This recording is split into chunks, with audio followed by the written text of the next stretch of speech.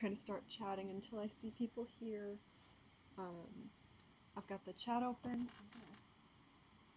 gonna switch my light a little bit. There we go. Let me know if the audio sounds okay. I still have a little time to play with and fix the audio. I almost dropped my laptop. Sorry about that. I have a very unprofessional setup right now. I have a table and then I have some books making the table taller. And some of those books just fell. So I'm going to be right back.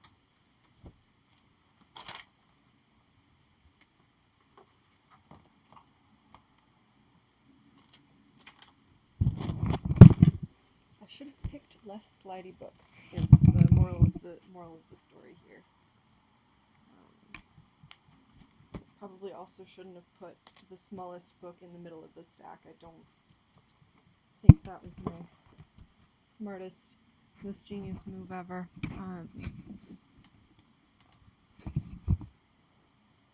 Yeah, I hope you can hear me. I hope you can see me. My angle right now is slightly less good than I had it set up to be, but that's just what it's going to have to be because I can't get the book set back up without causing danger. So yeah, that's our situation right now. If you haven't seen me before, I'm Grace Briarwood. I'm a writer.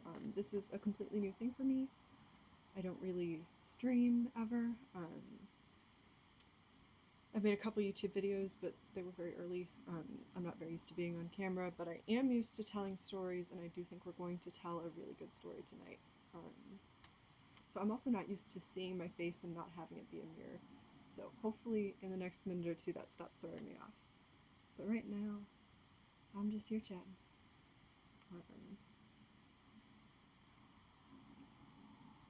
So yeah, let me know if you can hear me. Let me know if you can see me. I see one person's watching. Hello, one person. It's nice to see you here.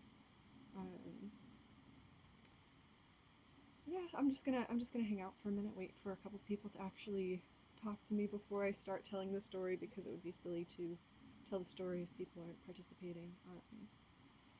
So again, I've talked about this on a couple platforms, but I'm telling a live story here tonight, and it's going to be an interactive story. So I have a very faint idea of where the story starts, and I'm going to rely on you guys to make the decisions that take the story to where it ends up. So I think it's going to be really exciting. I think it's going to be a fun vibe, somewhere a little bit between like listening to story time and being part of a D&D game, but there's not quite as much pressure to like make decisions or act or well, actually it's a really good idea. I have some dice that I never use for anything. I'm going to grab my dice, and if a bunch of people give me really good options for something, sometimes I'm just going to put stuff to a vote, like have one or two options, and sometimes I'm going to just be like, okay, so what happens next? So if anybody does have good options, if I get like 3 or 4 good options, if I get like 5 or 6 good options, I might roll on those.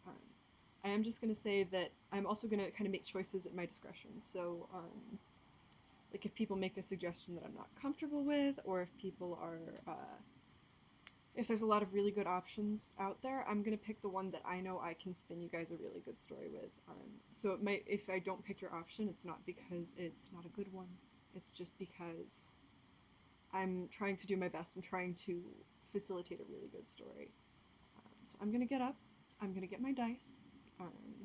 They're really cute dice. I got them on sale.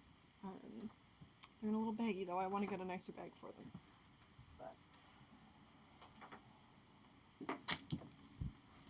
Right now they live in a Ziploc bag, but I'm just going to show off my dice while we're waiting.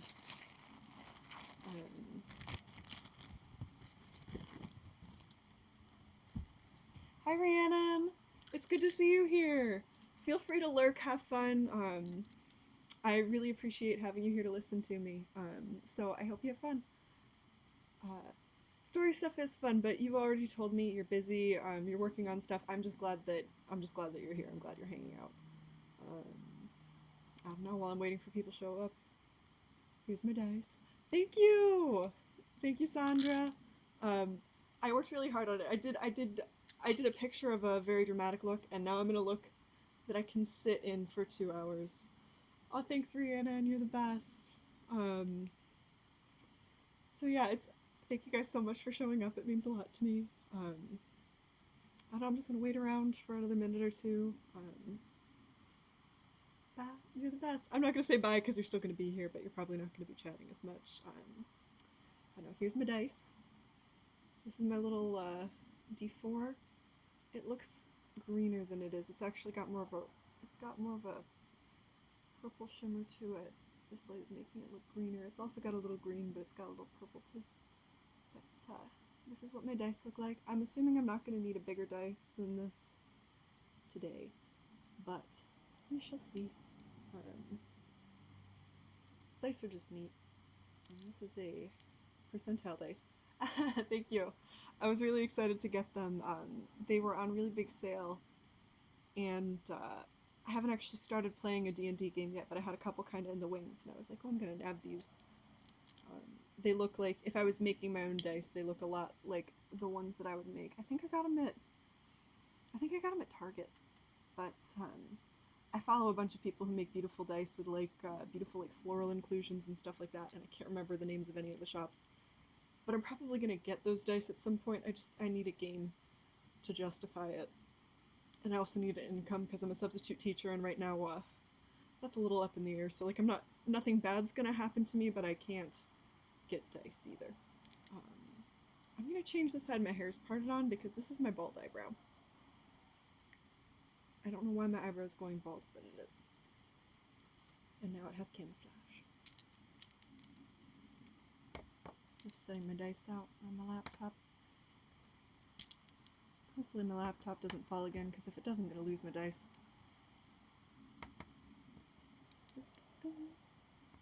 Thanks for letting me ramble about dice. I'm really excited about these. Here they go. Thank you. I got this at, oh my goodness, I either thrifted it in person or thrifted it online. I can't remember, but I keep finding other green vests that I almost get, and then I'm like, this vest is so perfect though. I don't know if I need another one. I did almost buy another green vest the other day, and then it didn't fit. But yeah, I love it. I love the embroidery. I'm starting to learn embroidery, so hopefully I can one day make something a little bit like this all on my own. But right now, it's just shopping for me. um, that's actually something I'm trying to take up. Uh, so I just gotta check on my sister really quick. Alright, no drama.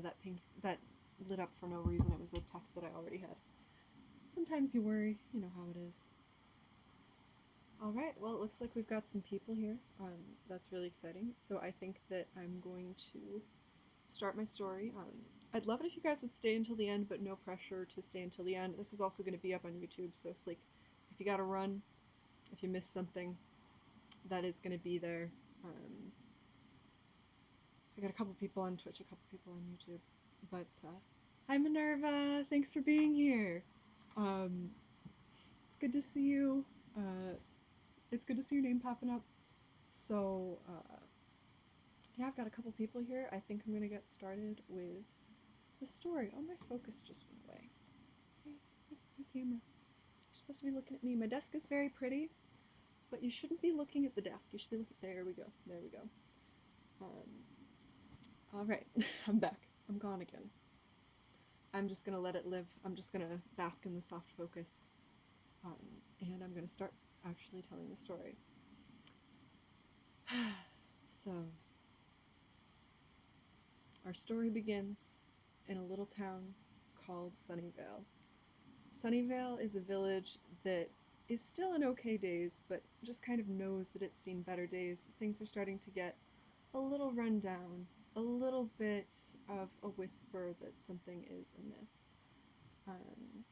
In Sunnydale lives the heroine of our tale. Her name is Mara Tiller, and she's not a heroine yet. She's a young woman, and she's just kind of starting out her life. So, I have my very first choice for you guys. What does Mara Tiller do? Is she a farmer? Or is she a blacksmith's apprentice? This will have bearing on the tale, but you get to decide. Um, I'll tell you a little more about Mara while you guys are deciding. Um, she is somebody who wants to. She's young, she wants to get out of this town, she wants to see the world, but she also needs to be sensible and she understands that. So right now, she's getting ready to. She's just kind of seeing, she's getting herself sorted out, and she is a blacksmith's apprentice. It's unanimous. Thank you guys. So, I'm not, I'm not shocked. I'm not shocked that you guys voted that way. So, Mara. Oh, sorry. I keep messing with my hair and then realizing it's on the wrong side. Okay. Again. I'll get used to this, I swear. So, Mara is a. Oh, thank you, Minerva. Um, Mara is a blacksmith's apprentice. She is a decent way into her apprenticeship. She is learning to. She specializes in swords and weaponry, and especially very fancy swords and weaponry. And right now she is putting together her portfolio, which she will showcase as she makes her way and comes into her own as a blacksmith. She's hoping to be able to move into a big city and set herself up there, possibly travel. She's just kind of, she has big plans, big dreams. But today, the day that our story starts, she is working on a sword. Um, this sword is special. Um, she doesn't know why it's special yet, but she just kind of feels a bond to it. Now, I have another choice for you. As she's working on her sword, does she do any magic on the sword? Or is that something that isn't as available to people in this world? Is she whispering a little spell over the sword? Is she um, pouring a magic potion into the water that she cools the sword in as she tempers it? Um, or is this a world where magic is only accessible to a few? So, is magic something that everybody kind of taps into? Or is it something that only a few people can even do? Alright, first vote for magic. Um, but magic is only accessible to a few. Okay. Okay, Minerva has a really good idea. Minerva thinks it would be very interesting if she could use magic and didn't realize it yet. But that's her. I think that this works very well. Okay. So, as Minerva is working away at her sword, she's hammering it. She doesn't even quite realize what she's doing, but she's just thinking about her dreams. She's thinking about everything that she wants her life to be. And she feels this connection growing with the sword as she's doing it. She's just pouring her intention and pouring her dreams into this blade and her sense of who she wants to be and who she wants to become. Um, she, oh, sorry, I got a little distracted. So she's just kind of living her life, and then all of a sudden, she hears a voice. Um, So someone's calling out to her. Is this someone that she knows or someone she doesn't know? She's kind of working. I forgot to set the scene properly. She's working in kind of an open air setting like you see in medieval movies. So there's her little blacksmith building, and she's out. Thank you. So she's got her building, but she's kind of out and about. So she's got air coming in, and people can see her and talk to her if they want to. So somebody comes along, and they call out, "Hey, is this somebody that she knows, or is this a stranger?"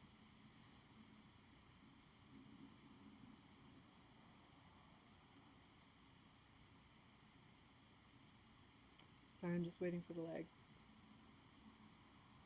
Alright. Someone she knows. Alright, I've got one more question. Is this someone that she likes, or someone that she doesn't like?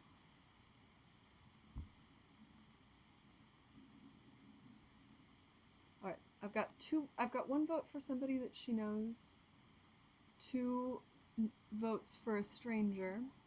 Um, and 2 votes for somebody that she doesn't like. So we're gonna say that I feel like it's rude if she dislikes a stranger immediately. So I'm gonna say that it is somebody that she knows, because a lot of the votes rolled in based on that. And it's somebody that she doesn't like. Pardon me? So she hears a voice calling out, "Hey." The "hey" comes from, oh shoot, what's the name of a man you don't like? We're gonna go all out here. Give me the name of a man that you don't like, because I can't think of a single man's name that I'm not related to. We're gonna talk some shit about him. So I've revised because we have some ideas. Stranger that man she doesn't like, and he's got a stranger with him. All right, we've got 2 names. So Mara's working away, and she hears the yelling of a man. She recognizes the voice. It's David. She doesn't look up from her work. She tries not to let herself get angry. She just says, "Frank, I don't have the time. Go away." A mood that I'm sure we all have faced. So Frank says, "Hey, I've got someone here to see you." This surprises Mara because when she looks up, she doesn't recognize the man next to her. Did I say the guy was David or Frank? I'm sorry, guys. I'm having a little bit of a memory thing happening. I said he was Frank. All right.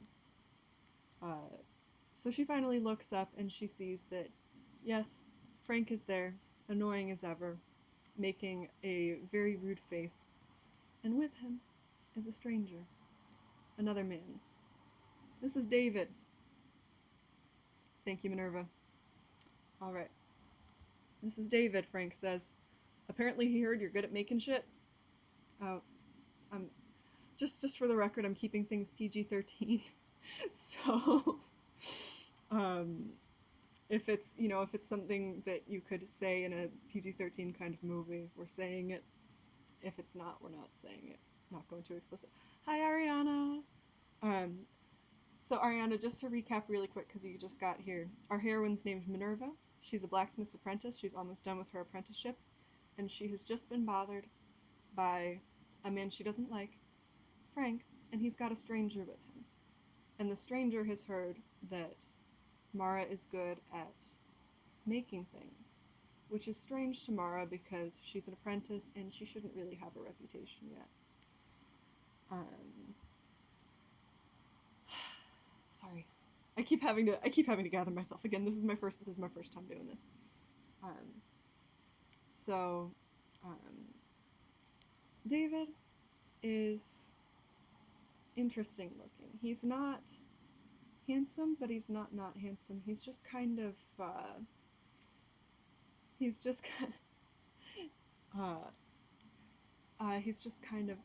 I'm getting there. Take care, Kate. Bye. Thanks for showing up. I appreciate your input so far. Make some good tea or something. Take care of yourself. Okay, so Frank he kind of looks like the epitome of the suspicious stranger. He's wearing a dark cloak. He's just kind of interesting looking. He makes eye contact in a very intense way, and that's a little bit off-putting to Mara. And he thanks Frank for bringing him to Mara's side, and then he kind of dismisses him and says, "Why don't you run along to the tavern?" Frank works at the tavern, and he has a habit of being obnoxious to anyone that he doesn't particularly like. He's a little bit sexist, he's rude, he's disrespectful. Nobody wants Frank. Nobody wants Frank here. He's been useful to David, and now he is gone. So we just have our stranger David. And Mara likes to be straightforward with people. So she says, "David, I don't know you, and I don't know where you heard my name from because I am still an apprentice. And David's he's just kind of sly. He just kind of says, here and there, you know. Word gets around, small towns, people go from one town to another, they talk in the marketplace, and they say that in Sunnyvale, they've only got the one blacksmith's apprentice, and that she's very good at making things, and she's very good at repairing things. Um, and Mara's not quite convinced, um, but she doesn't really have any way to dismiss him. She doesn't want to get wrecked, Frank. That's great. Yeah, Frank is gone now. I don't know if he'll reappear again, but nobody liked him.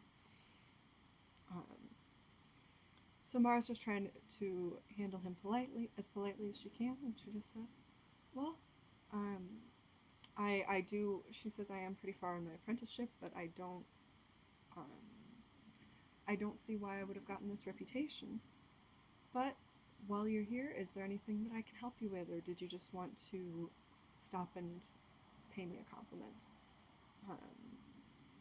And Frank says, not Frank, David says, "There is indeed something you could help me with. I have here this sword," and he takes out his sword. Um, he doesn't unsheath it, but he unbuckles his sword and his scabbard from his belt, and he says, um, "My sword is starting to come loose from its handle, and I was hoping that while I was passing through, someone such as yourself could repair it for me." And Mara takes the blade, she looks at it. It's an incredibly fine blade. It's really too fine to be with anybody but royalty. The hilt is encrusted with gems. The scabbard also has gems. It's very finely detailed, and it has detailing in script that she has never seen before. But she can tell that it's script because of the way that the patterns repeat kind of at random. And she takes the sword, she looks at it, and she says, "I think this is too fine for me to work on. I can, right now, my teacher is not here, but when he returns, I can ask him to take a look at it, but I, as an apprentice, don't feel confident touching it."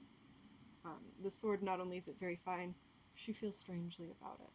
So she's looking at the sword, and she's got it, and he's not reaching out to take it back, and he says, "No, I insist. If you will work on it, he pulls out his money bag and he starts counting out coins.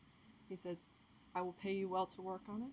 It will be the work of an afternoon, and I think that it's worth it for you, and I have all confidence that you will not break it." So, next choice: does Mara agree to fix the sword, or does she turn him away?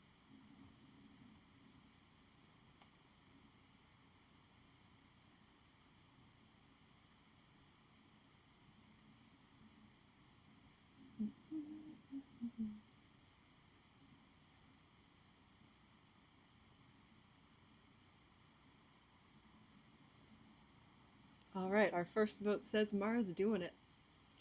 I'm gonna wait a couple more seconds. Okay, so two people want her to do it, and one person wants to turn him away. Um, so Mara, deep down, would really like to turn him away, but she also feels this competing call.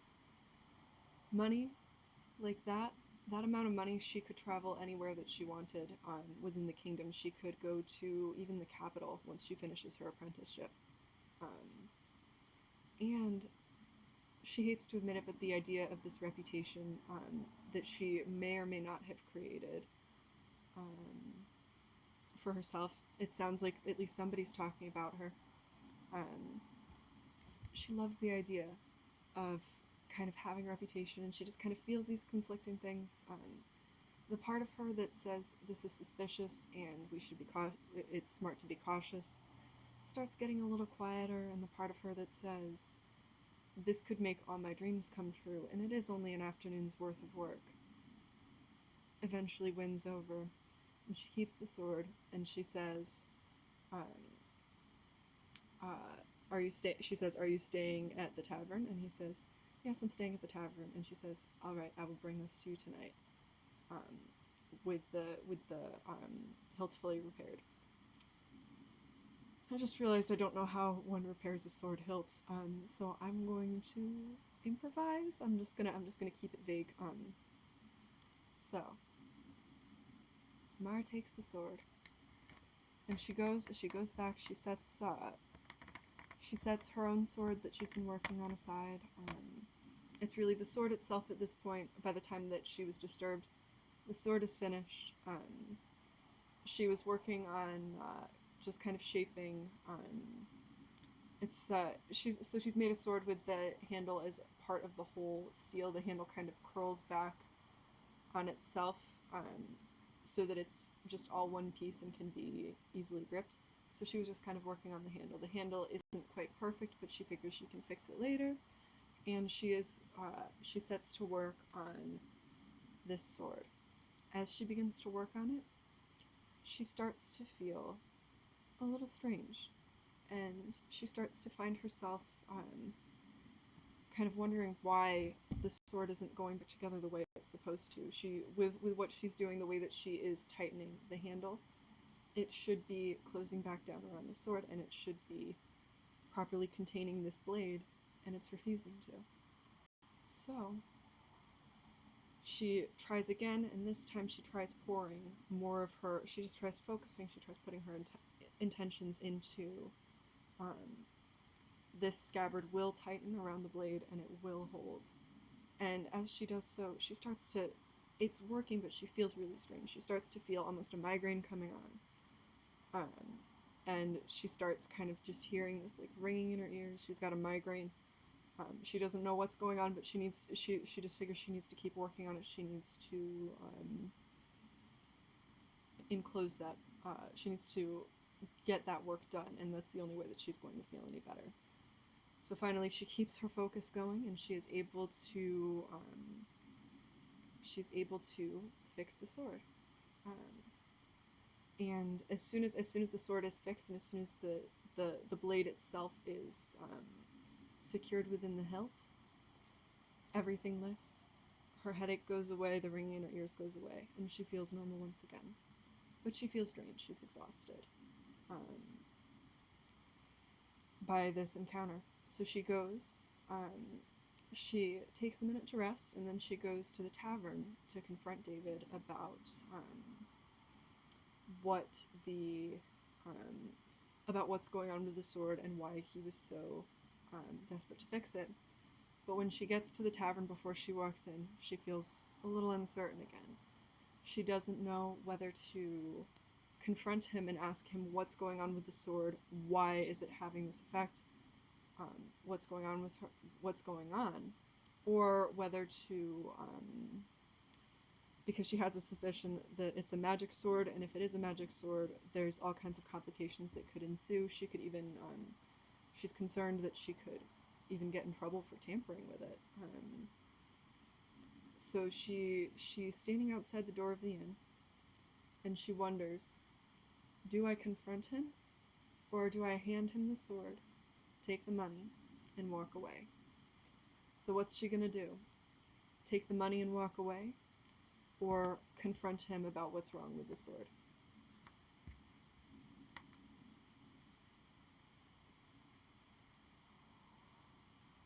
All right. She has questions. Is everybody on the same page with her having questions and confronting David? Yes, everybody says confront him. Okay, good. That moves things along a little bit faster. So she walks in. Um, she walks into the tavern. She's carrying the sword. She's got it kind of held by the scabbard. Um, she storms in, looks around everywhere for David, ignores a cat call from Frank because Frank sucks. Um, and finally she finds him in the corner. Um, he's sitting by himself. He's got a bowl of stew and a glass of.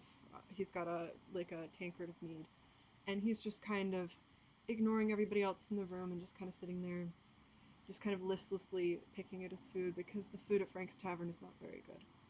Um, and it takes a minute for him to look up, and he finally looks up. Um, he doesn't look up until she says, David. Frank does definitely suck, yes. Um, and she says, David, I need you to tell me who you are and what kind of magic is affecting the sword that you had me fixed, because there is something wrong with it. Um, I don't know what you got me involved in, but. And David stops her and he says, we can talk, but we have to talk outside. We can't talk here with people around. And she agrees because she, more than anything else, she just needs answers. Pardon me. So, um, she follows David outside, and he takes the sword back, he attaches it back to his belt, and he says, I wasn't entirely honest with you. And she's very frustrated at this point. She's just like, gee, you think? There's something incredibly wrong with that sword, and you didn't give me any indication of what was going on or what I should expect. And he asks curiously, so what happened when you tried to fix it? Um, and she explains, she hesitates, but she explains that she felt this headache, she felt this pressure, she heard this ringing in her ears. It took all of her focus to fix it. It was like the sword itself was resisting her. It was like the blade was resisting all efforts for it to be contained. And David begins to just kind of nod, and he looks surprised and a little impressed, and he said, I knew you could do it. And she says, I didn't know I could do it. What on earth could I do? Tell me. Um, and he begins to talk, and he says, you may have heard the folk tales, but a long time ago, there were 7 kings of dark magic who ruled this continent, and each one of those kings of dark magic had an accursed blade, and in that blade, those blades, they poured all of their malice, all of their ill intentions, all of their wills to conquer and control the world around them. He says, you know the stories, yes? And she says, yes, I've heard the stories. I'd heard a little bit about the swords, but I don't know that they were even that important in the tales that I heard. And David says, that is by design. Those blades, in time, when the 7 kings fell, the blades were taken, and they were the blades themselves were stripped of their original housings, and they were placed in magical containers with each hilt and each scabbard was worked with intense light magic that would be able to contain the power of that sword and keep the sword from imbuing the power of conquest into whoever wielded it. And for eons, for centuries and centuries, it worked, and there was the swords were kept. They were kept by a society of princes of each of the 7 kingdoms. So the elder son, the king, would be the king, um, or elder daughter. We're not living in a sexist kingdom. The elder child would be the monarch, and the second child, or sometimes whichever child was most suited to it, would be the keeper of the blade. And they were responsible just for making sure that each blade was maintained and taken care of, and there was no damage to the scabbards or the hilts that were keeping the evils of the blades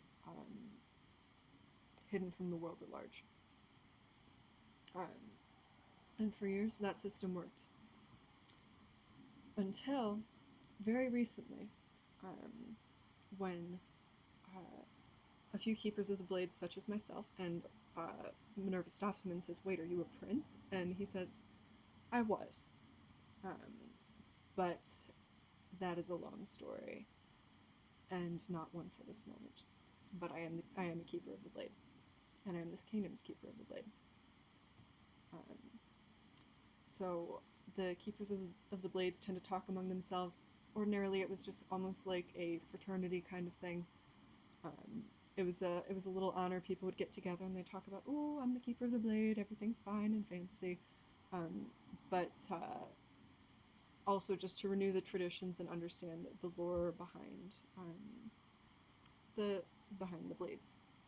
Um, so most keepers of the blade also did have a certain degree of magical aptitude, conferred by wielding not the blade itself, but the scabbard and the scabbard and hilt that are contain the blades kind of impart. I'm just going to start saying the scabbard. This is clunky. Um, the scabbard imparts a certain degree of magical aptitude and magical senses, and we started noticing that there was a little bit of a problem with just kind of the feel of the sword, and we sent letters and we discussed, and several people realized that the um, the actual grip of the hilt on the blade was beginning to come loose, and it takes incredibly powerful magic to be able to resecure that magic. We don't know what's causing it. We don't know why it's happening. All we know is that it is happening, and somebody with magical ability and with the ability to actually work with metal, because you still need to do the physical side of the maintenance as well as the magic. The magic and the craft are so deeply imbued that you need to be able to do both. So I have been roaming and just sort of looking for the possibility that there was anyone with magical aptitude, and asking around, just going from town to town, asking who was the blacksmith, just kind of walking by and seeing if I had a sense of anyone with magical aptitude in the vicinity. And finally, here in Sunnydale, I found you. Um, and you were able to contain it. And Minerva, I saw your name. Um, and Mara says, I don't know what you're talking about. I don't have magic. Um, and he says, no, you do. You have strong and potent magic. Um, yep. Um, and you could do truly great things with it if you were willing to study and learn and to combine your craft of magic with the intentions that you pour into your craft. I think you'll find that if you go back through the weapons that you've crafted before, especially the ones where you've been really focused on it and poured your intentions into them, that they have certain abilities and are perhaps more accurate than other swords. Um, Perhaps the carrier of the sword is a little bit more lucky. Um, or perhaps if you were having a bad day, somebody who bought a dagger from you might find themselves stumbling a little bit more. Um, you can ask around, or you can just trust me. Um, and Minerva says, well, why are you telling me all this? I did it again. Mara says, why are you telling me all this? And he says, I am hoping that you would be willing to travel with me and help repair all of these other swords. Um, so, does Mara agree to go traveling with him? Or does she say, maybe once I've finished my apprenticeship we can get in touch, but right now this is a lot to process and I need to I need to get certain things in order and I need to talk to my family. So, does Mara go home to figure things out, or does she hit the open road?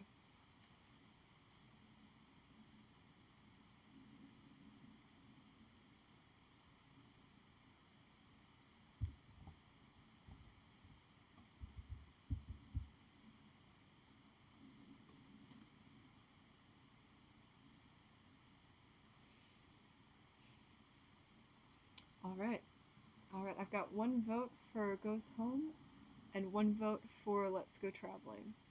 Um, I kind of have an option thought of for either, but since I got my dice out. Alright.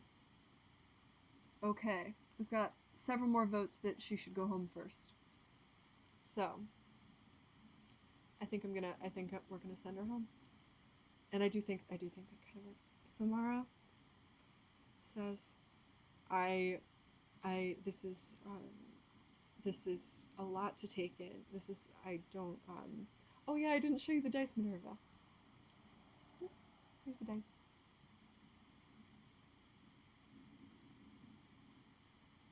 Sorry, I'm still kind of figuring out the webcam, but here it is.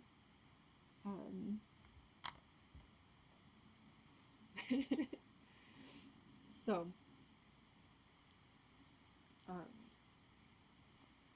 Mara says, this is a lot to take in, and again, I am only an apprentice. I have not finished my apprenticeship. I still have a lot to learn.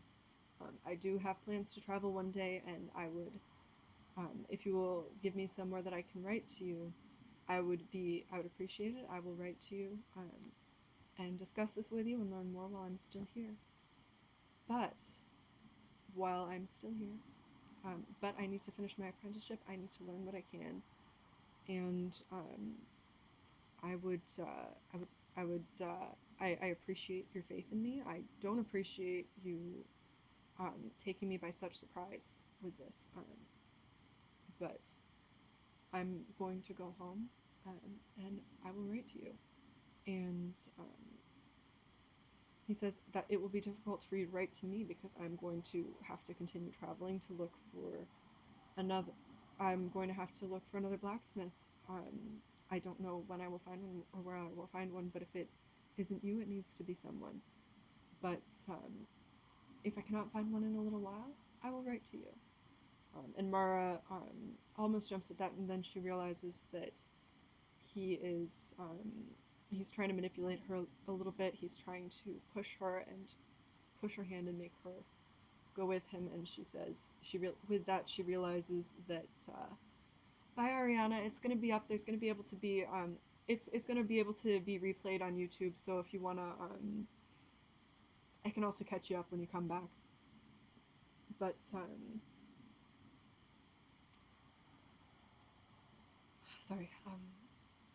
Yeah.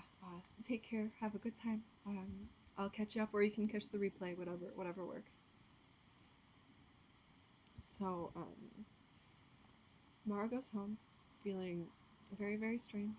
Um, she before she goes and back to her parents, she goes back and she picks up her sword that she's been working on. And she does notice now that she's looking that it does seem to have almost a lightness about it. Um, and she's almost afraid to start working on it again. Her intention had been to finish the handle of the sword, but she looks at it and she sees what it is, and she's just like, it is what it needs to be. I kind of like this imperfection in the hilt. There's a little rough spot in the hilt, and she's just like, I sort of like this, and I can justify keeping this for me. Um, if it's a little bit imperfect, and I want to keep this. This is mine, and I don't want to change anything about what it is. This is my sword. So she picks up her sword. She takes it home, and she sits down with her parents. And her parents, at this point, it's quite late. They've already eaten dinner, but her mother has saved some stew for her. Um, I know that people in the olden days ate things other than stew, but I like stew, so everybody's eating stew. Um, so her mother puts out a bowl of stew for her, and everybody's just kind of sitting by the fireplace, talking, relaxing. It's been the end of a long day, and that finally one of them asks what happened during that day, and at first Mara doesn't even know how she's going to respond. She doesn't know if she wants to. She doesn't even know really what it means for her to tell her parents all about her day and what just unusual day that she's had. Um, so, does she tell her parents, I met a strange man and I think I might be magic? Or does she tell her parents that she made a little bit of money today and leave it at that?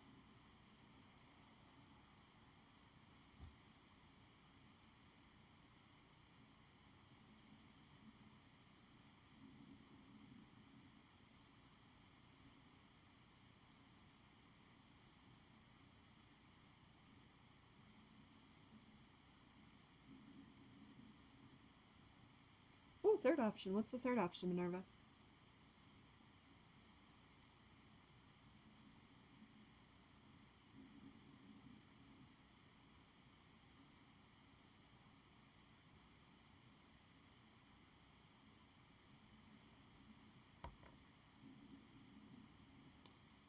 That is a good option. So, um, Mara, after some silence, looks around and she asks her parents, "Have you been keeping any secrets from me?" Just like that, she can't. She's trying to think of a way to say it a little bit more politely, and she can't. And she finally just asks, "Have you been keeping any secrets from me?" And they ask, "Why?" Um, they they they look a little unsettled and a little perplexed, but they might they kind of have a hint that they might go, "What's going on?" And Marta says, "Please tell me. I've had the strangest day today. I am calling a lot of things about myself into question, and I would like you to tell me if there's anything." And they look at each other and they say, "Is this about magic?" And she says, "Yes." What have you been keeping from me? And they both sigh and they say, "Well, we always kind of wondered if you did have a gift. There's not too much more than that. You've always just been a little bit lucky, a little bit less um, clumsy than other kids in strange ways. You might knock into something and it wouldn't fall over that should have fallen over. You might catch something of your clothes that should have torn and it wouldn't tear. Just all these little things where things would just work out for you the way that you wanted them to, instead of the way that they should have worked out for you." And Mara just kind of she's silent for a minute. She's just like finally she says, "Well, why wouldn't you tell me about that?" And they look at each other. They just kind of share a very parently glance, and they say, "We didn't know what it would mean for you. We didn't know. We don't really have the resources to send you to a magic school in the city. If you did show promise, we didn't want you to um, try doing magic without that guidance. We didn't want you running around and you have to remember you were a little kid when we first noticed. We didn't want you running around and trying to make wishes come true and accidentally make horrible things happen. So we didn't say anything, and we hoped that you would understand." Um, One day, if you ever did figure it out, we thought that maybe you could just be normal and live your life and just be a very good blacksmith and travel and live the life that exactly the way you wanted to live. Um, why are you asking now? And so Mara sighs and she's sad and she's frustrated, but she also mostly understands. And she says, "I did magic today." And they both just they look at each other and they're like, "How do you know?" And she explains the story of what happened with David and with the sword, and what she learned. And both of her parents just they get a little pale. Um, they get a little out of sorts, and they finally say, "That that is surprising, but it's not shocking."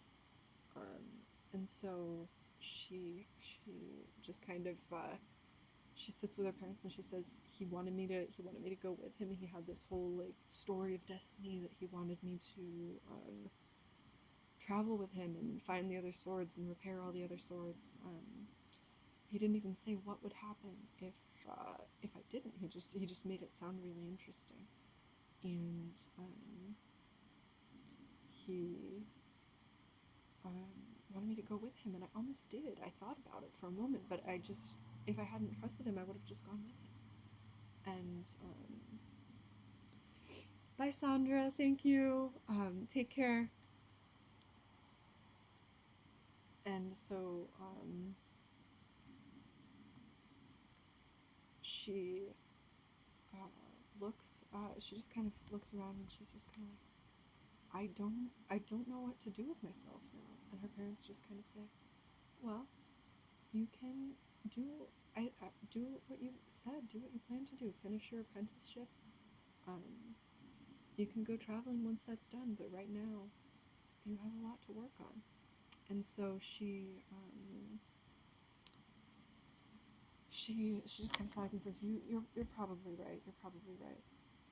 And she goes to bed, and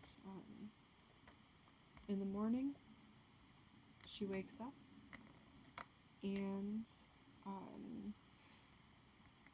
she's on her way to the blacksmith shop, and somebody stops her and asks her if she's heard the news. So who's stopping her? Is it Frank or is it a friend?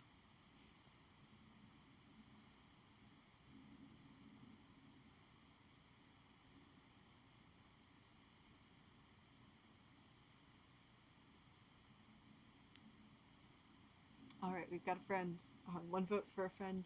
I think I'll bring it. I think I'll bring up a friend. Two votes for a friend. Wonderful.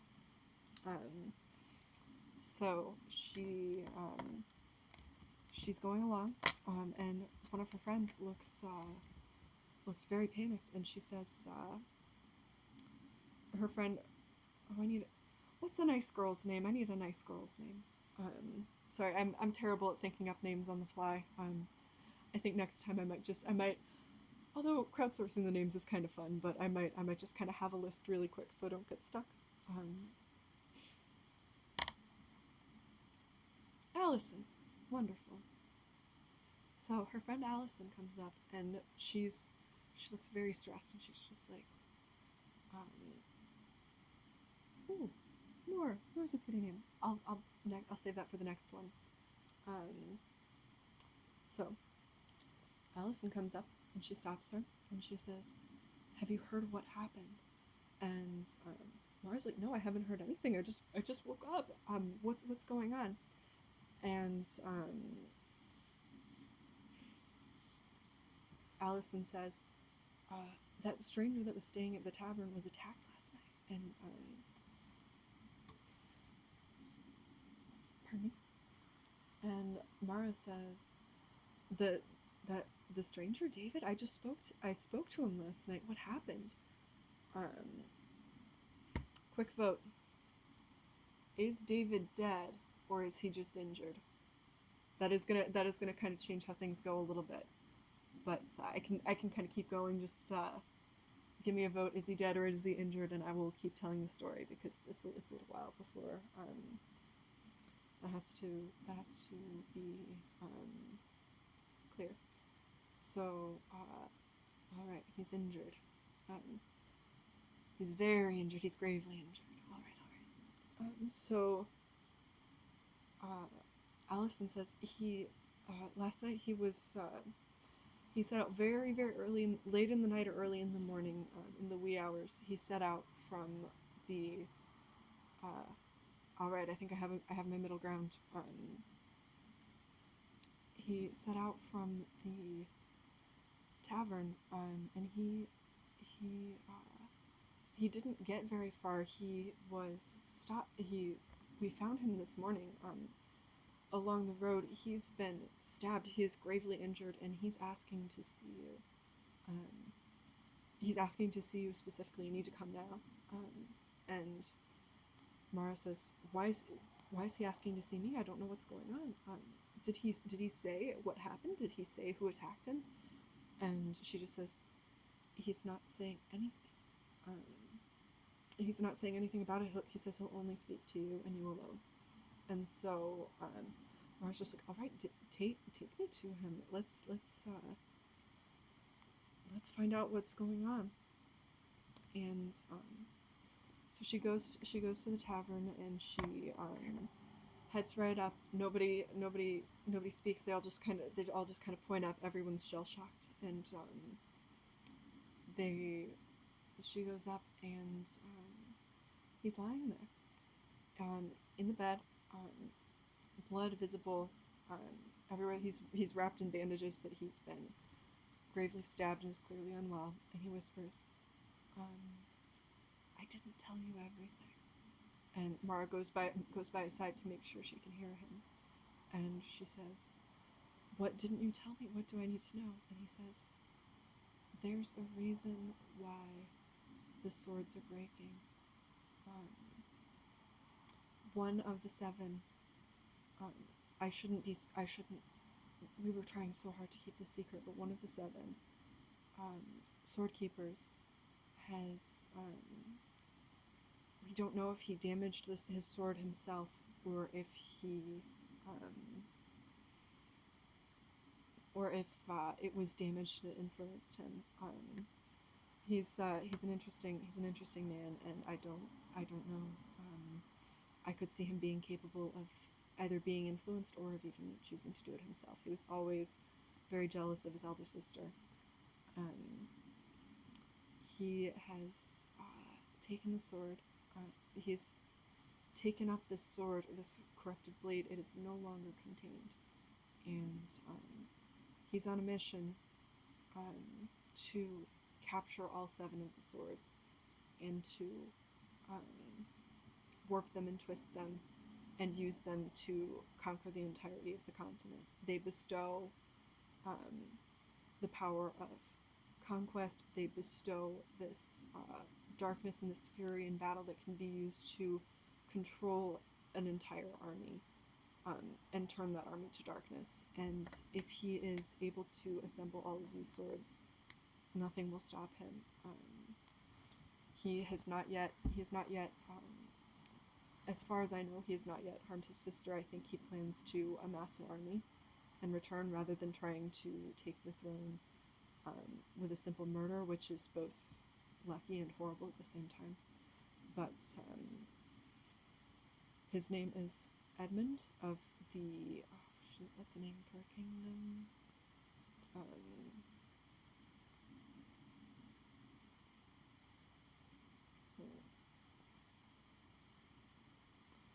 his name is Edmund of the Valley Kingdom, and he attacked me last night. Then Minerva stops him and says, "So he's the one who attacked you. You could have fled with that." Um, and she's frustrated because she's panicked.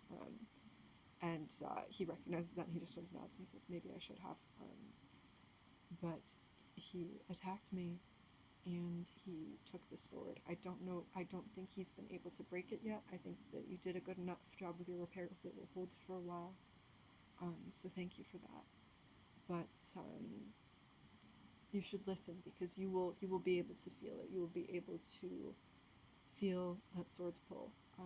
He will be traveling to the neighboring kingdom, and he will be looking for the next sword with the next sword keeper.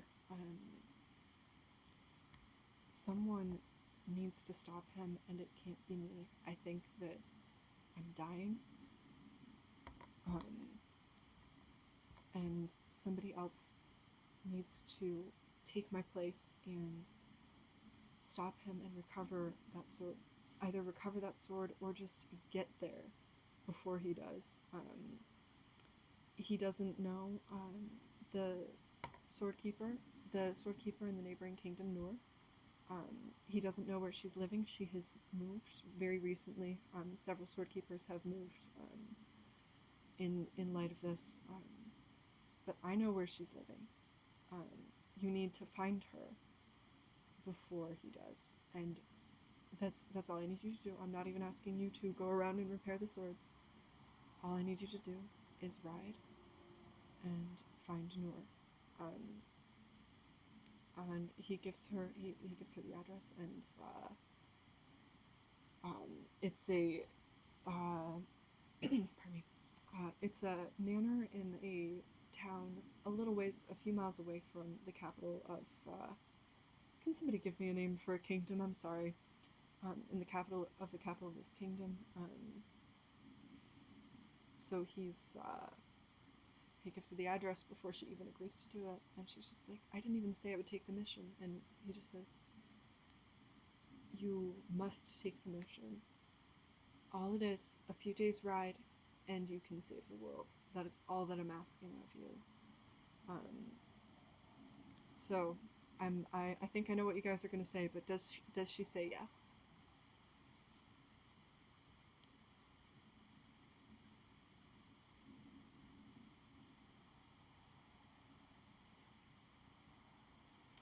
She's saying yes. So she says, I will accept this mission. It shouldn't take me long to get there. I will leave immediately. Um, so sorry, I'm gonna get some water really quick. Uh, I'm losing my voice a little bit. I really need to bring up my talking a lot for a long period of time tolerance because I'm uh, I'm a teacher in training right now, and I'm gonna be needing to do a lot of talking. But as it is, I've got about an hour in me, and then I get croaky.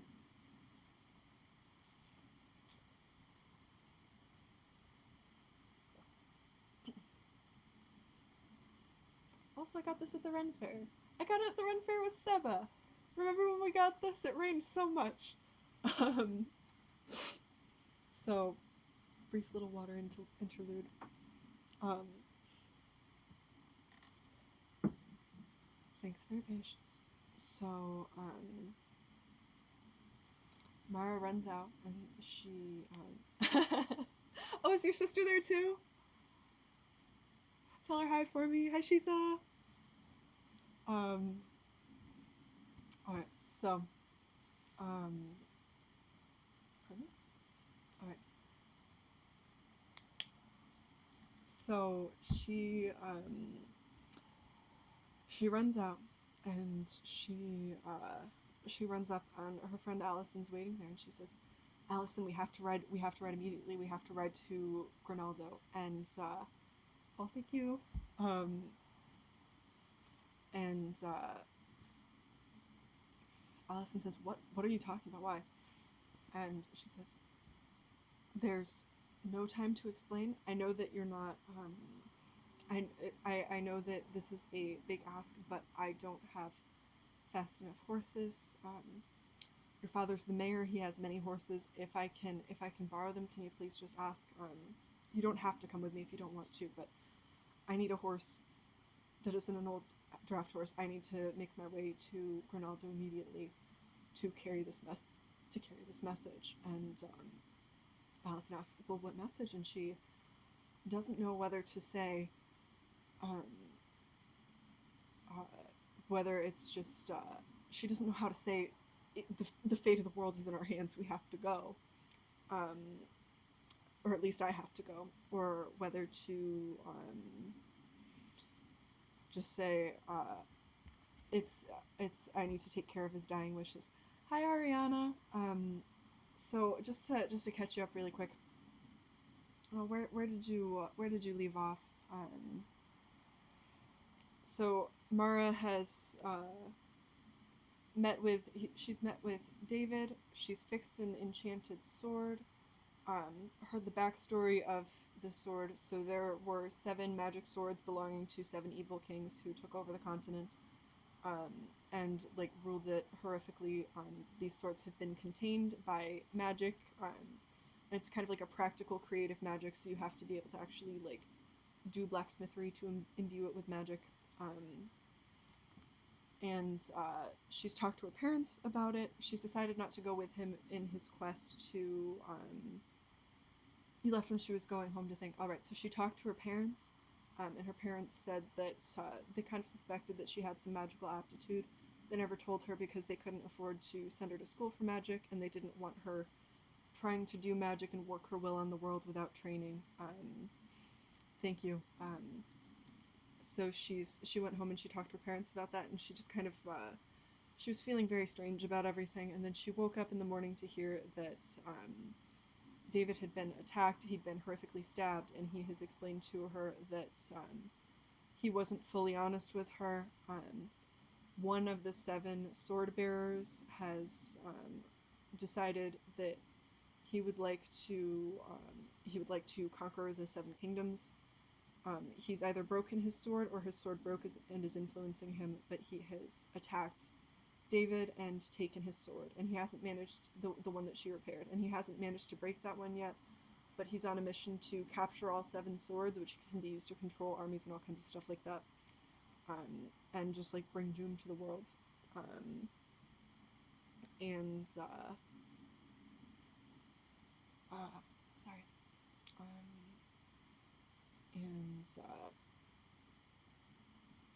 and he's asked her to help.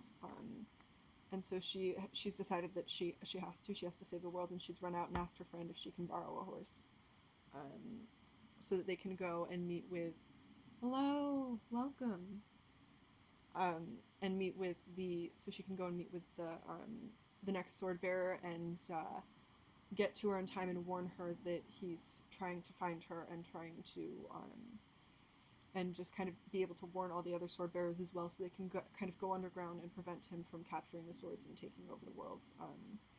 So that's where we're at. She's talking to her friend and asking if she can borrow at least one horse, or if her friend will come with her to on this mission. Um, Wonderful. I'm glad you're here. Um, so there, uh, she's on this mission, and so my question for you guys is, will uh, will I think we're going to assume that Allison's going to lend her a horse, but will Allison come with her on this journey, or is she going on this journey alone?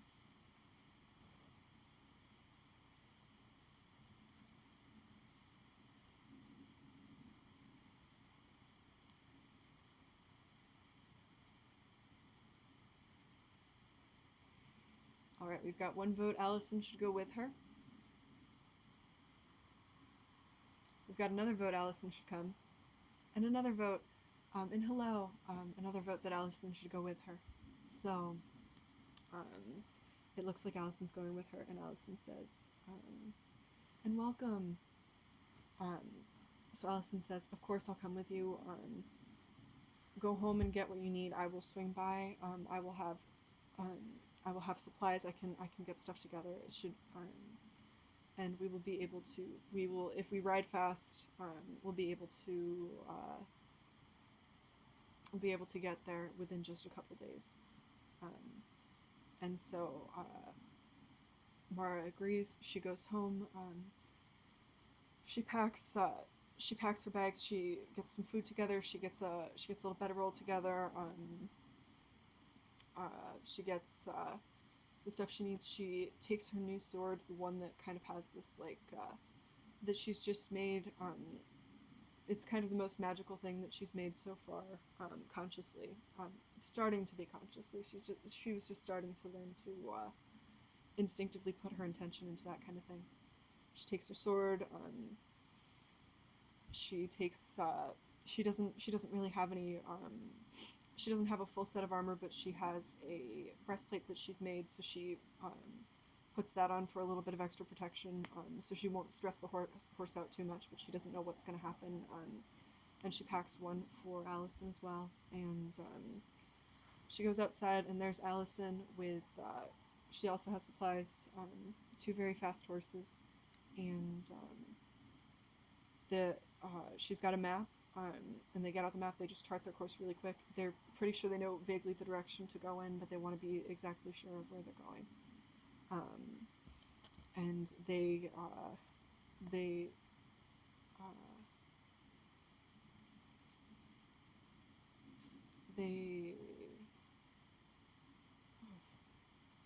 they get on the road, and Allison also has a.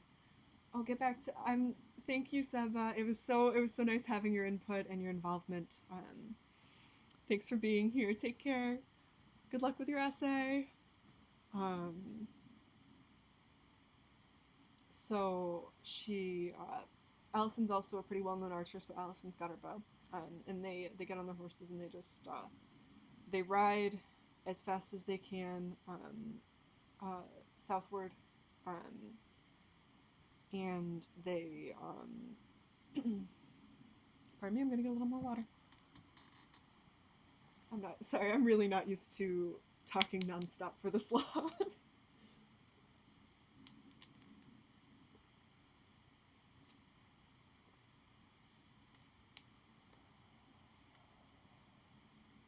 But they get on the road and they are uh, making good time. They're going along. It's I promise there is water in here. It's a nice little clay flask that I got at the Renaissance Festival. Um, there's been lemonade in here. There has in the past occasionally been alcohol in here, but right now it is just water. I if it was anything else, I would lose my if it was any kind of alcohol, I would lose my storytelling capabilities very fast. I promise you. But thanks for the laugh. Oh no, if it was vodka, I'm such a lightweight, I'd be blitzed. Um, oh, thank you, Holly. Um, but so they're on the road, and I have a question: do they get stopped on the road, or do they make their first do they make their journey without too much interruption?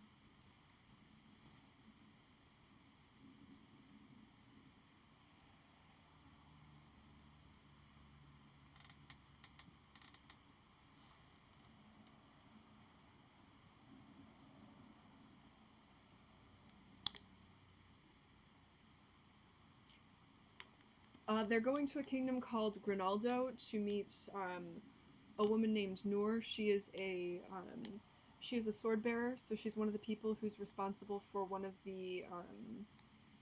she's one of the people responsible for one of the swords that these swords that has like incredible destructive power. She's responsible for keeping it out of people's hands. Um, Most people, I've got one vote for they don't get stopped yet, but most people are saying they get stopped. And I think I am gonna go with stopped, partly because I want to. I'm trying to think of timing. I'm wrapping this up at 8. Um, Pardon me. I'm wrapping this up at 8, so I want to be able to like fully get through the story. Um, and now everybody's on team stopped, so that works out good. All right, they're riding along on the second day.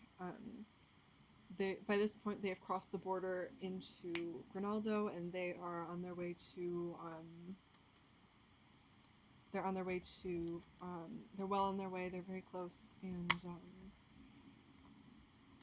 all of a sudden they hear actually it's not that sudden. So midway through the second day, Mara starts to feel a little bit of there's something unsettling in the air. She's got a sense there's something she doesn't really like. She's not quite sure what it is, but she tells Allison, I think you should be on your guard. I think you should have your bow ready. And Allison agrees. She's like, I'm gonna trust your instincts on this. I don't have too much else to go on. So um, she's a very good rider, so she's able to control her horse with and guide her horse with just her knees. So she can shoot and ride if she needs to. So she's got her bow in her lap. She's got an arrow. She's ready to draw at a moment's notice. And all of a sudden they hear coming from the I think for you guys it looks like left that I'm gesturing. Coming from the left, they hear this thunderous hoofbeats coming through, and this shouting, and they see this man wielding a sword, and uh, immediately Allison shoots off. She fires off an arrow, and he, to their shock, cuts the arrow out of the air with his sword. He just blocks it, and Mara realizes this is the prince she was warned about. Oh, I forget what I said. Did I give him a name? I forget his name. I'm gonna hit the chat.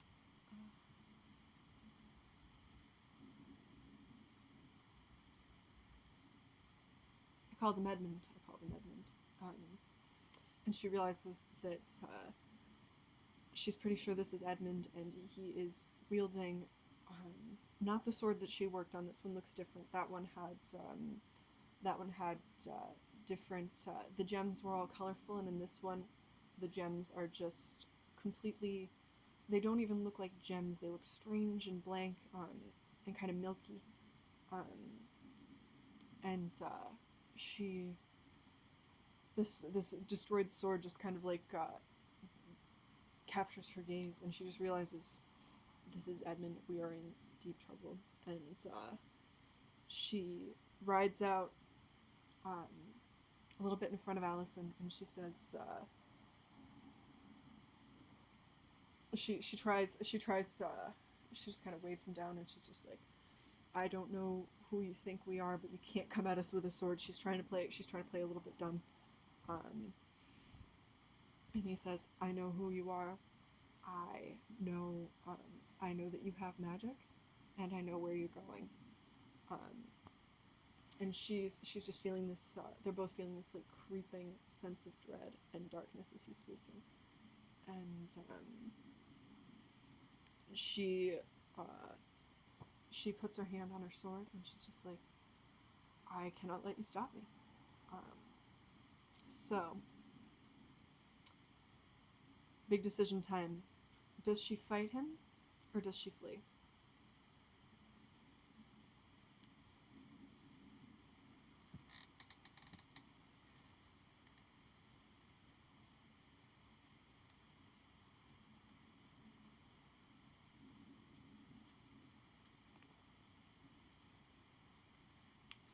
Bye, Ariana. It was really good to have you here.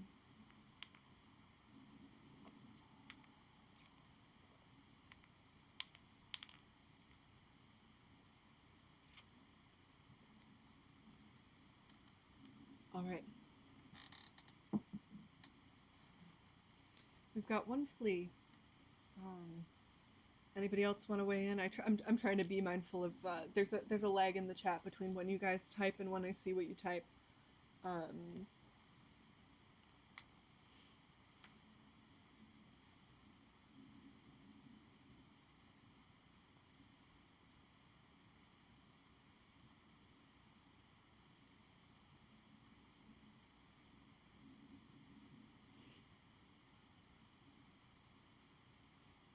all right, so we've got flea.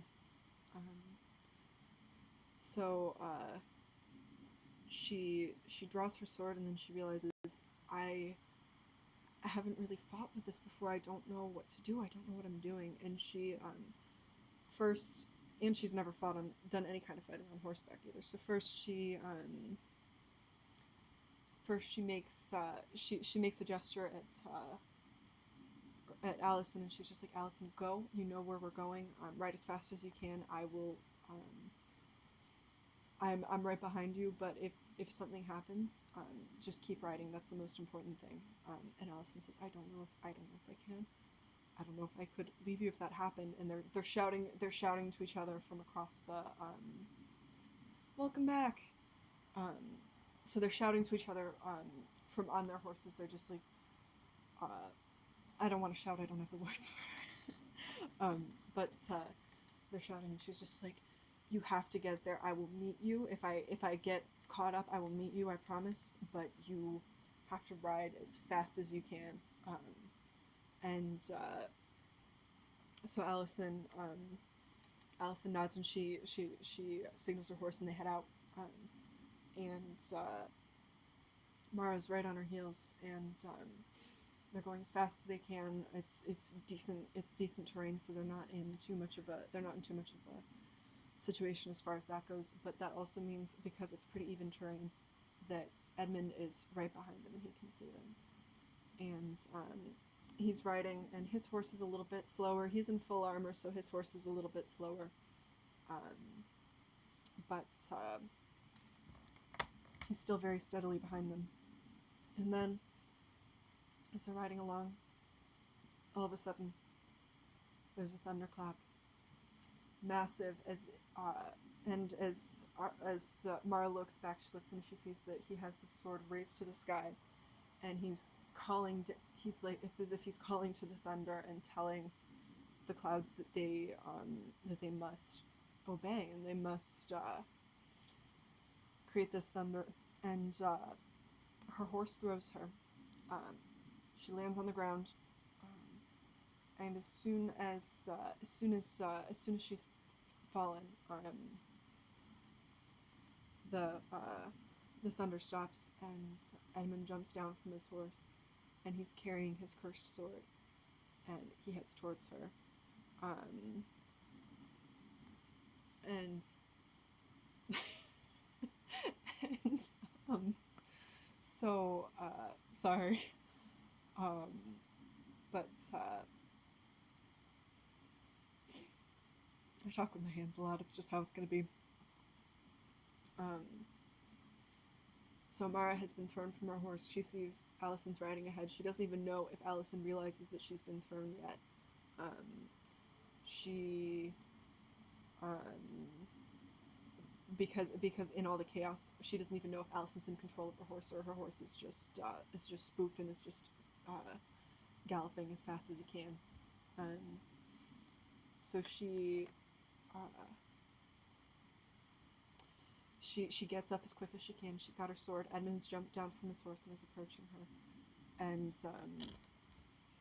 he just starts laughing and he says, "So you think you can stop me?" And she just says, "I she just says, I think I have to right now." And she looks at him and she's got her sword in her hands and she feels this dread all around her. But as she grips her sword, she feels there's this comfort and there's this light in the grip of her sword, and she feels herself growing a little bit stronger and a little bit more certain. Um, and he approaches her and he just says, "Nothing will stop me. The world will be mine, and there's nothing you can do about it." Um, and he swings his sword at her, and just as quickly as anything, she blocks it, and he looks shocked. Um, and she starts shoving his sword away, and he attacks her again. She defends. He attacks again. She defends, and she starts feeling this shift in the energy of the other sword. And as she's not even striking because she doesn't really even know where to strike. He's fully armored, and she doesn't want to break her sword on his armor. She's uh,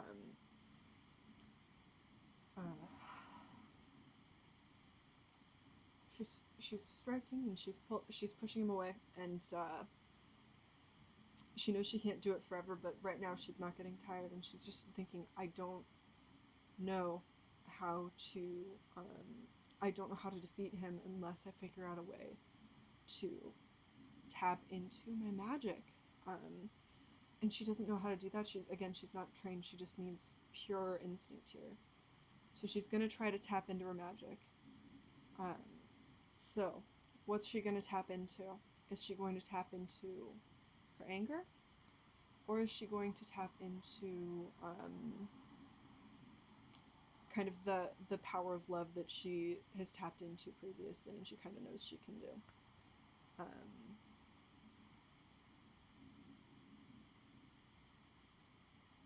give me some magical guidance here. Otherwise, I'm gonna roll my dice. All right. All right. We've got one vote for anger. Um,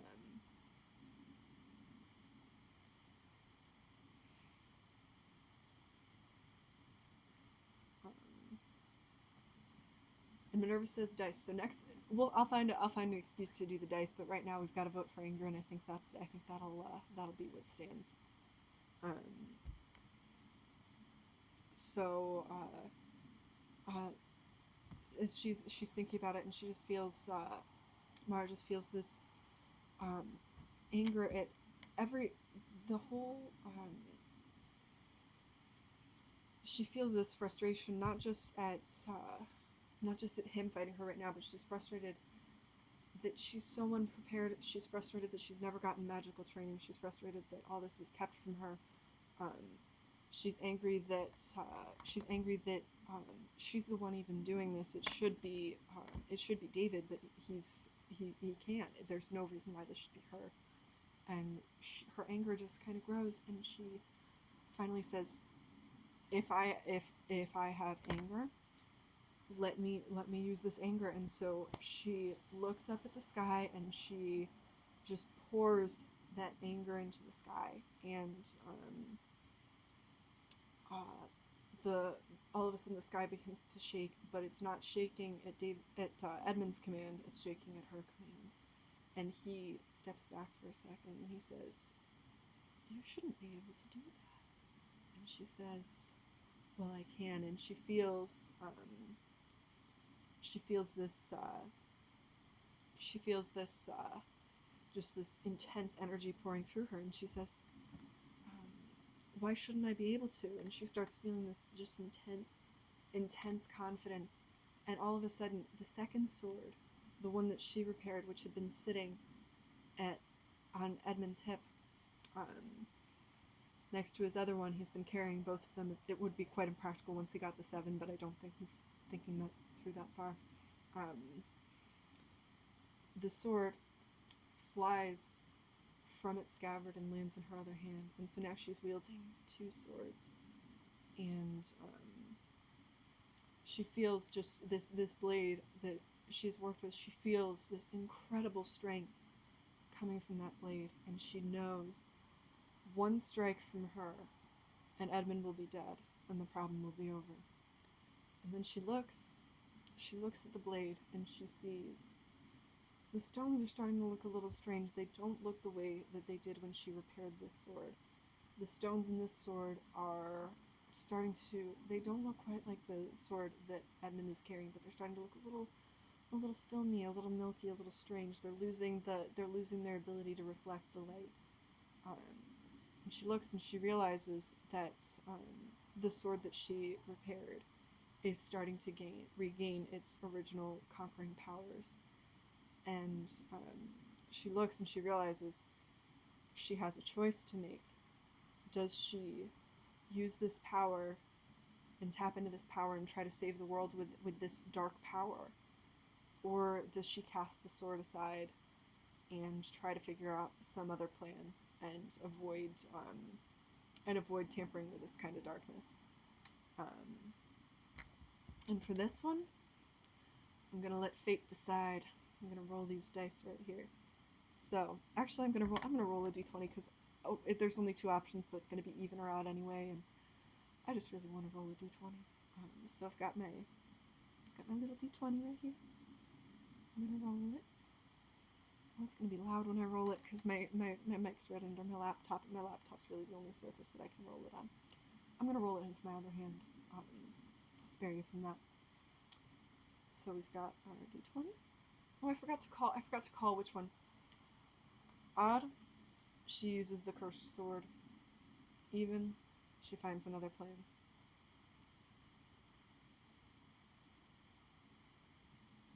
Alright. We have number 3. That's an odd. So, she feels all of this fury rippling through her, and it's cursed sword time, yes. Um, she feels all this fury rippling through her, and she just feels this absolute confidence, and she looks at the sword and she says, maybe this blade will corrupt me, but right now I have to do what I have to do. I have to live, and I know this will work. So she takes up her sword, and she just very confidently, and Edmund is looking terrified, but he's still got his sword, and it's kind of shaking in his hands. He didn't believe this was even possible. And so he's standing there, he's got his sword, it's shaking in his hands a little bit, and he's trying to call on its power, and it's kind of working, but he can't get the confidence he needs from this blade. And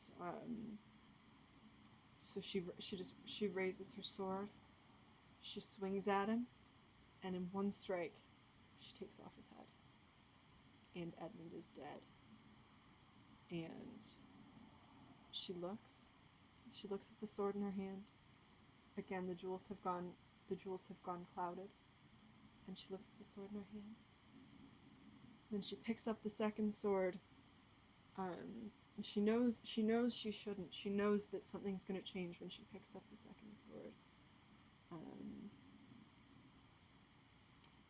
But she does it anyway. She just feels compelled. So she picks up that second sword. She lets her sword that she's made fall to the ground. She picks up that second sword and she straps it to her belt, and she gets back on her horse and she starts heading on the road to oh my gosh, what's the kingdom called?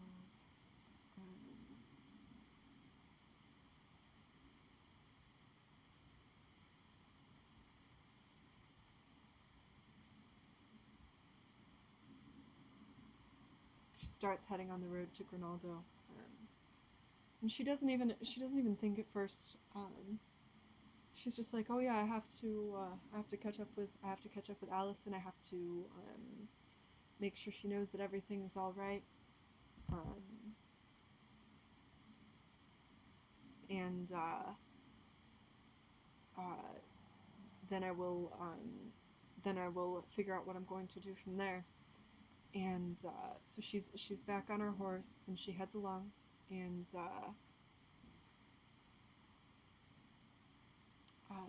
in the time she's still kind of thinking about, oh yeah, Allison, I gotta catch up with her. And in time she starts thinking, you know,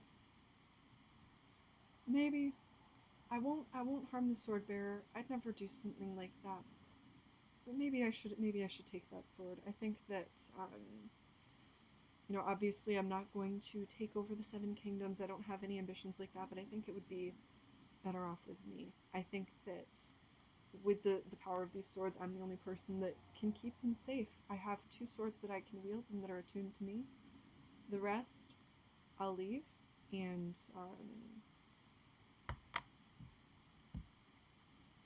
I will.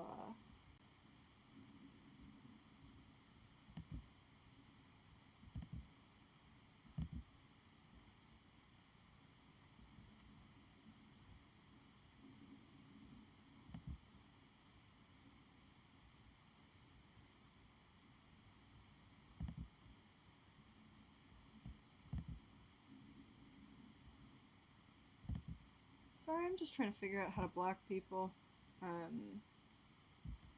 Don't mind me.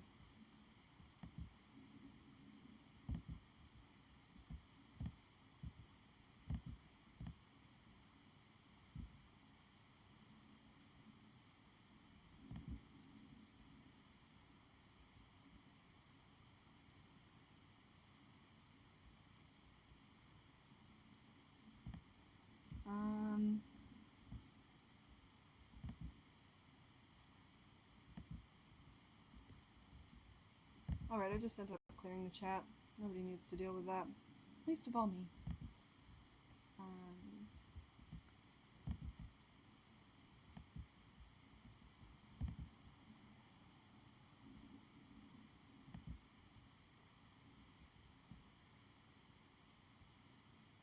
it's just I just had a little problem on Twitch. It's fine. Next time I really shouldn't be streaming without a mod. That's about all I got. Next time I'll plan a little bit better.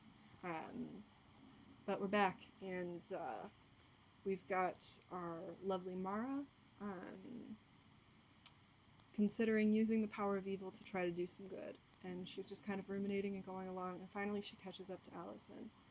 And Allison sees her.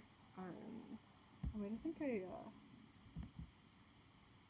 oh, block user, that's easy. Oh my goodness. That's easy. You can do it right through Restream. I was trying to get on Twitch, and you can do it right through Restream. Oh man, it didn't even bug me that much. I'm just trying to like not have other people see it. Um, but she catches up to Allison, and Allison immediately says, "You look strange." And Mara says, um, "Things went a little bit differently than I expected." And Allison is just like, "How differently?" And she says, "He's dead. I killed him." And Mara's just like, "How?" And Allison just says, "How on earth did you do that?" And she explains.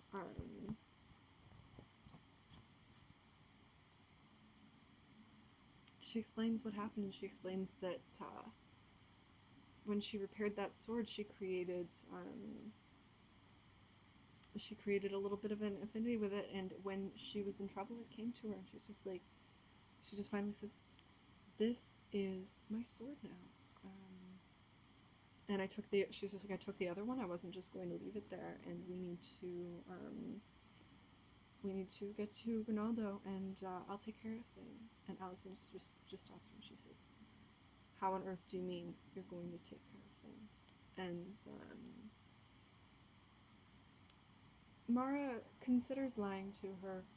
She's not sure whether she should say, "Oh, I'm going to give the swords to Noor, the sword bearer, and make sure she knows what to do with them." Or part of her wants to say that, and part of her wants to just tell Allison, I'm going to be the new keeper of the swords. I'm going to take care of it, and everything will be fine. I'm strong enough. I can take care of it. Whatever's going on with the magic that's degrading the other ones, I already know that I can fix it. So I'll just fix the other swords, and then I'll keep this one to make sure that I'm strong enough to protect them, and there won't be a problem anymore. So she's not sure which story she's going to tell Allison. So help me decide. Does she lie to her best friend, or does she tell her the truth?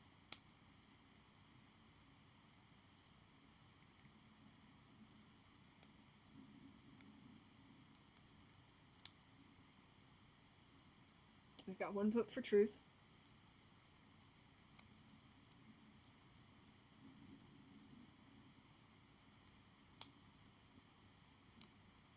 We got another vote for truth. Hi Ariana, welcome back. We've got another vote for truth. So I think we're gonna go with the truth. And so she does tell her the truth. Oh, you're good. sometimes it lags. Um, that's just the way it's gonna be. That's the technology. Um, so she she tells Allison the truth. She says, "I think that the old system's falling apart, and I think that I'm the only person who can protect it."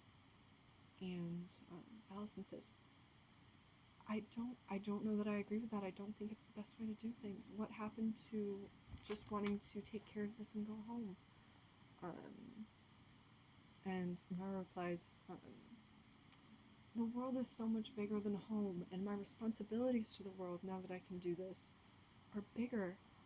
Um, why should I stay home when there's so much that I could do to help the world?" And Allison says, "So much that you could do. Just a minute ago, you were only talking about taking care of the swords and keeping the swords." And Mara says, "Well, there is a certain degree of responsibility that comes with this kind of power. There is injustice in many of the kingdoms. There are people who are starving. There are people who are not well taken care of. Um, why shouldn't I do what I can to help them?" Um, and Allison says, "Do what you can." What does that mean? Are you thinking just like going around and are you thinking of asking for tribute so you can give money to the poor? Are you thinking of going and starting a war on people's behalf? I think that would cause more harm than good. I think that would cause nothing but bloodshed."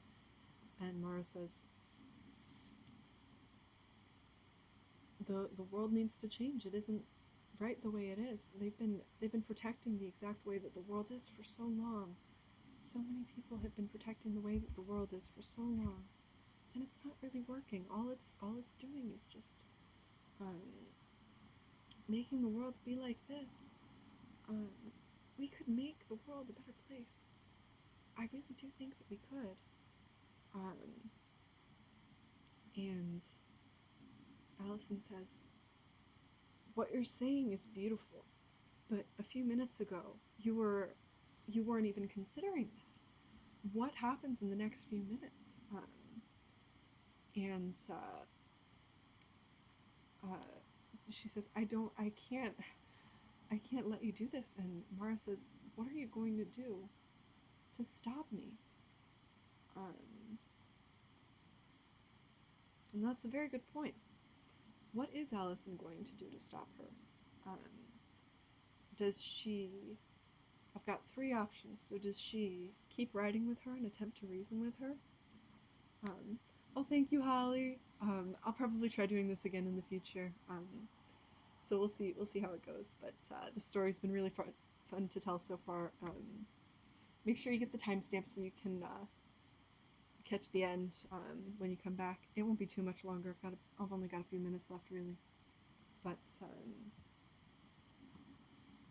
yeah. So what is Allison going to do? Is she going to try to reason with her? Is she going to try to steal the sword? Or is she going to just give her a hug and remind her that her friend loves her?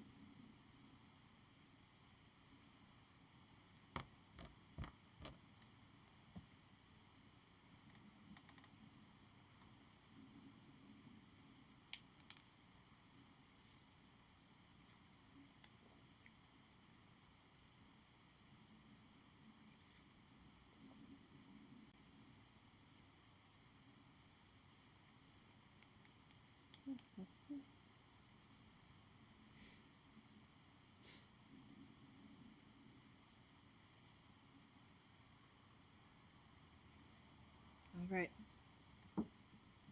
We've got our first answer in. I'm going to give it a couple more seconds just to see if there's a consensus that we reach or not.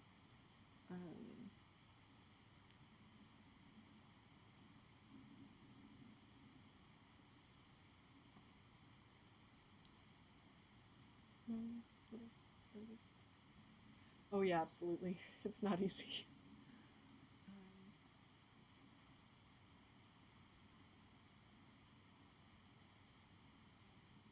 All right. So Allison's going to try to reason with her. So she says, "All right, friendship. All right, I know what we're doing. Okay." So Allison says, how about we ride a little bit, and just until the sun starts to go down. Um, we can make camp. Um, and then she says, wait, actually, let's go. You left your sword behind. Let's go back for that. You like that thing.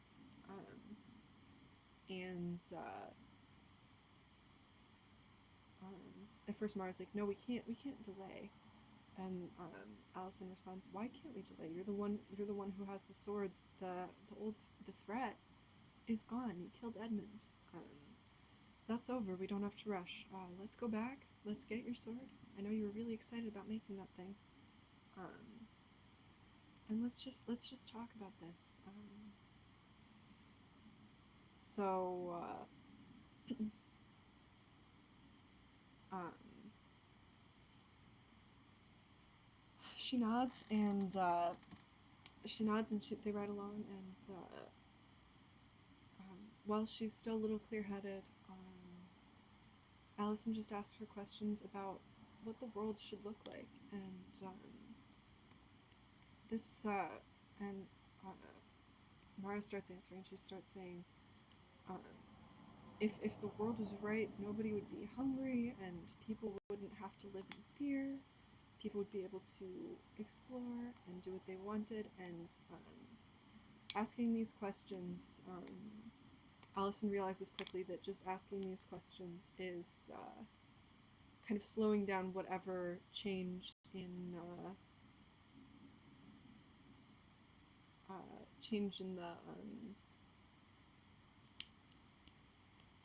the it's changing the kind of progression of the way that the magic is taking over her. So Allison's kind of just keeping her focused on not so much trying to dissuade her from thinking about maybe what would happen if she ruled the world, or if she took some kind of action like that, because she sees kind of quickly that that's kind of a ship that's rapidly sailing, but just trying to keep her grounded to some idea of goodness and justice and kindness, so that this darkness can't completely overtake her. And so finally they come up to the clearing where they fought, and Allison sees Edmund's body, and she tries not to betray her shock, because she hasn't seen a body that's been killed so violently before, and she sees lying on the ground right where Mara left it is her sword. And so Allison, by now it's starting to get a little bit dusky, and Allison says, maybe we should just make our camp here tonight. And Mara nods, and she gets off the horse. They both get off the horse, and Allison puts her hand on her shoulder, and she says, no matter what happens, no matter what changes, I will always be your friend. And Mara nods, and she's just kind of frozen. She feels really strange.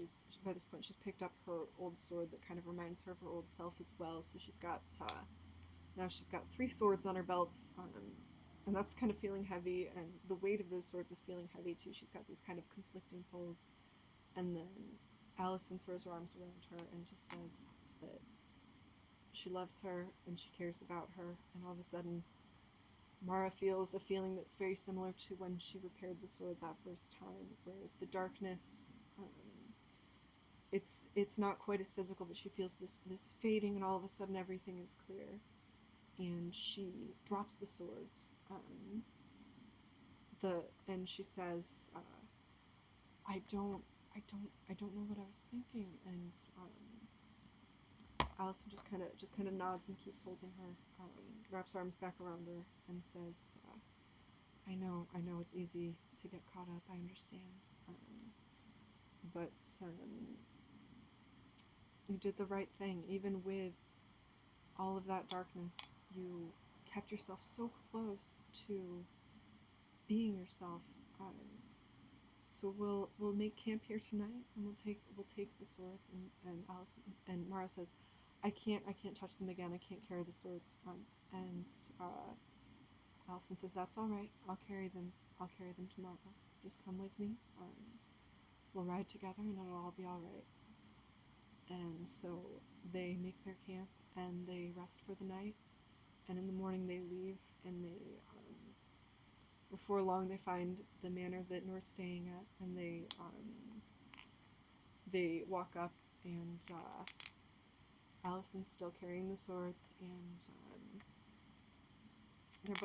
they're both still a little shell-shocked by everything that's happened, and they're just kind of talking it over, and they can't figure out who should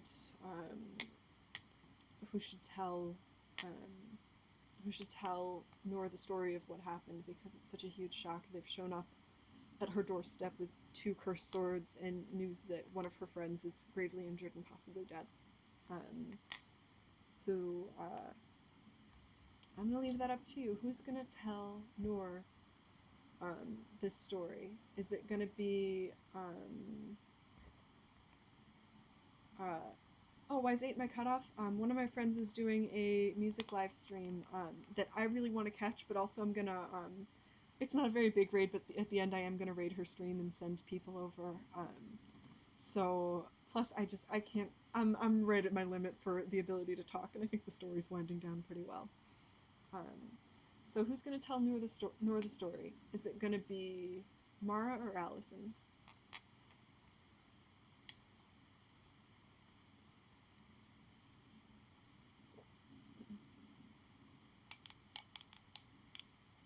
Alright, first vote for Mara. I think I'm gonna go with Mara. So, and I walk in and they both look very shaky, and Ariana agrees, awesome. Minerva and Ariana both agree. It should be Mara. So they walk in, and Nora's sitting, she's sitting in her, she's got kind of a library, like a little study, and she's reading a book, and she looks up, and all of a sudden there's two girls standing there, and there's a servant who's let them in. They haven't just broken into her house. But she looks up and she's just like, what is happening? Because she sees these two cursed swords in Allison's hands, and Mara's standing there, and she's carrying her own sword. Allison's still got her bow slung over her back, even indoors, because she's um, she's still a little uneasy after everything that's happened. And Mara says, I know this is unfair to bring to your doorstep, but I have nowhere else to go. Your friend David came to me and asked me to repair one of the swords. I was able to do it, but shortly after that he was attacked by Edmund. I know that you're here because of that, so you know the situation with that.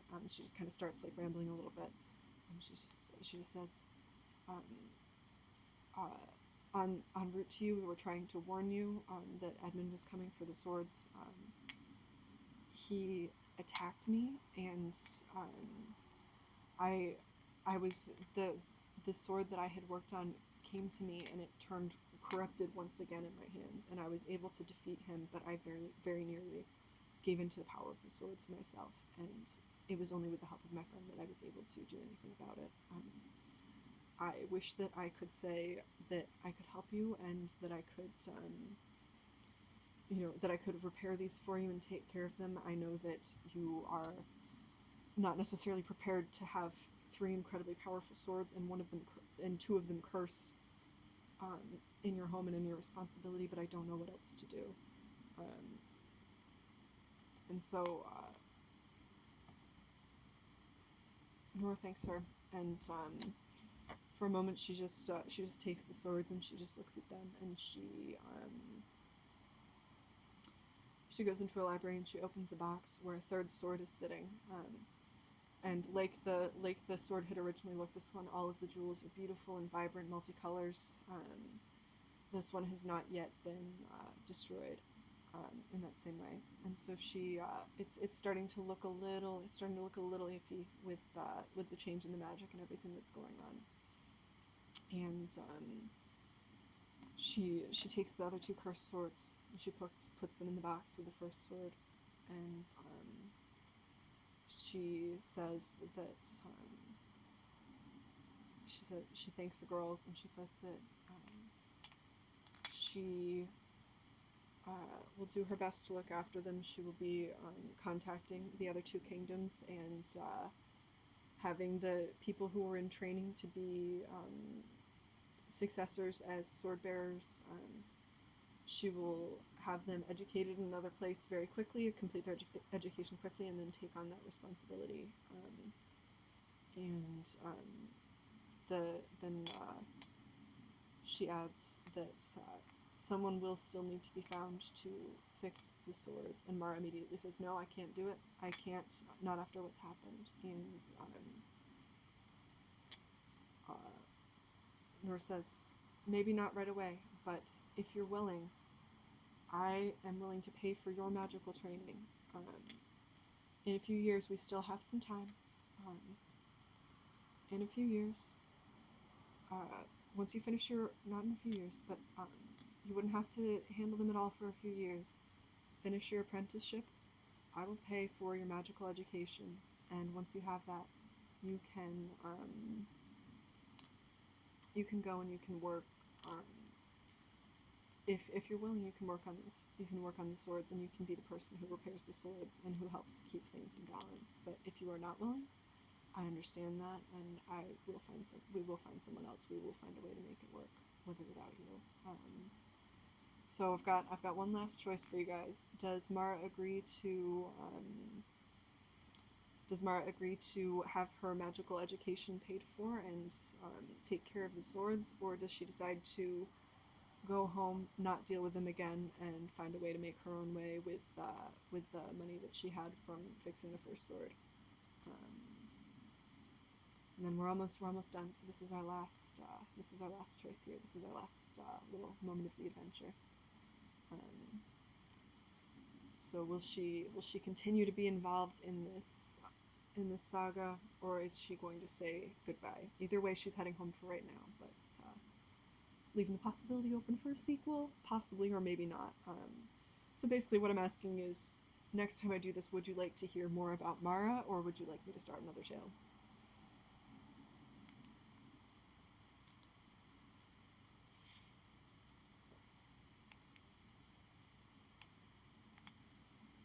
All right, we've got to vote for go home.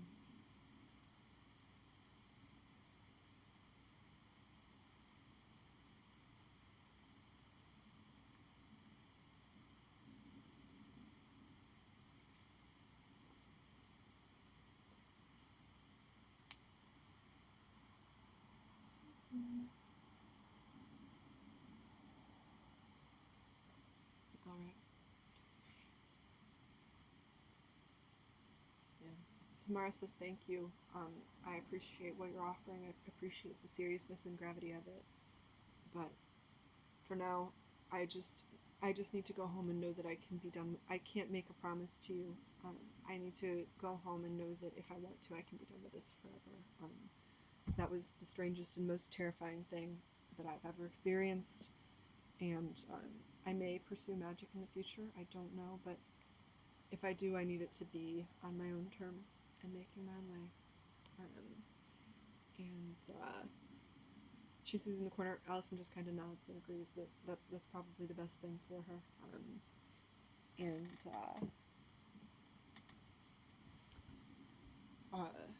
Nora looks very disappointed, but she just kind of nods. Allison, Allison just kind of says, "We are very thankful. We live in Sunnyvale. If you would ever like to write or anything like that, because she does want to leave the door open a little bit for if it's many years down the line and Mara feels differently, because she's a good friend like that." And they get on their horses and they go home, and um, they have an incredible story to tell whenever they're at the tavern for the rest of their lives. When they get home, they find that David has indeed died of his wounds, but he's left Mara some money for if she does want to continue her education. So Mara just kind of has that possibility open. But for right now, she doesn't mind spending another year or two in Sunnyvale, um, just kind of learning and reminding herself of who she is. The end. Um, so that was really awesome. I haven't done anything like this before. I usually kind of avoid, honestly, I avoid verbal storytelling because I'm so much better at writing. So this was a very big leap for me, and it really means a lot to me that you guys came along with me for the ride and helped me tell a really amazing story that I'm really proud that I got to tell with you guys. So, um, thank you so much, Ariana. I'm glad you liked it. So this will still be up if anybody missed some of it and wants to catch a little bit of it. I might go through. I don't know. I might go through and write down the text of the story and do a little PDF. I think I am gonna do this again. I don't know if it's gonna be an always thing, but I think at least while people are kind of like socially distancing and socially isolating and stuff like that, it's good for people to be able to get together and do something. Maybe it'll be like more of a monthly thing, or maybe I'll start doing it all the time as I get better at it. Who knows? But I'm just kind of figuring that out. But thank you so much for being here with me. I think I've only got one person on Twitch to actually send over to Kate, but I'm still gonna try to figure out how to raid that stream. If you've never checked out the Lullaby Lounge with Kate Nix, do it. She's amazing. She also this wouldn't have really worked without her. and her amazing community. So I really, really appreciate her, and I'd love it if you could check her out. And yeah, I'm gonna do this again at least one more time. So the next one might be a fantasy story. It might not. I'm just gonna kind of have to see what I'm in the mood for. But take care. Bye, everybody. Um, let me let me see. Um, I gotta get into the little creator thing. How do I read a stream? Don't mind me. I'm just gonna be figuring out that really quick. Um,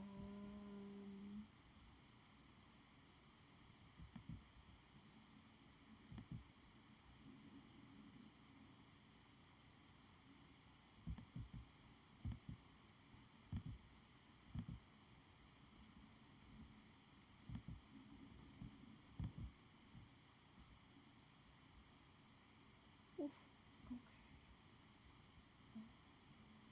All right. If you're still here, I'm just gonna be googling how to rate a stream on Twitch.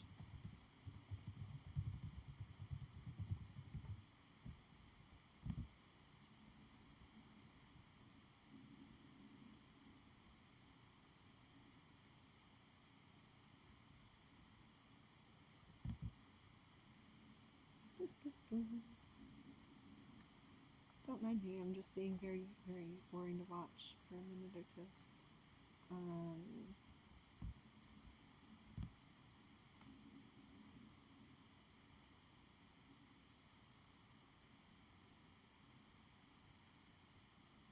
oh, that's easy. Okay. Uh, let me see just a second.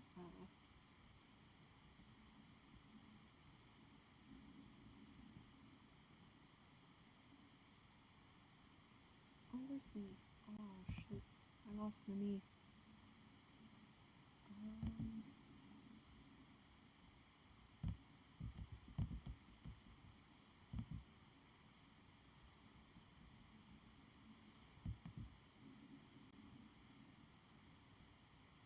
oh, and I went to Kate's stream.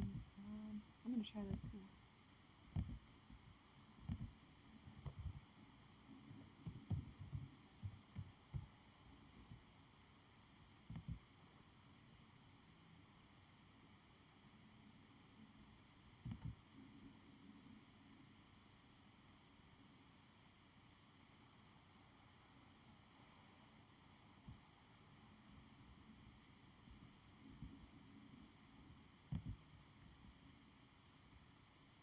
All right. Bye, everybody.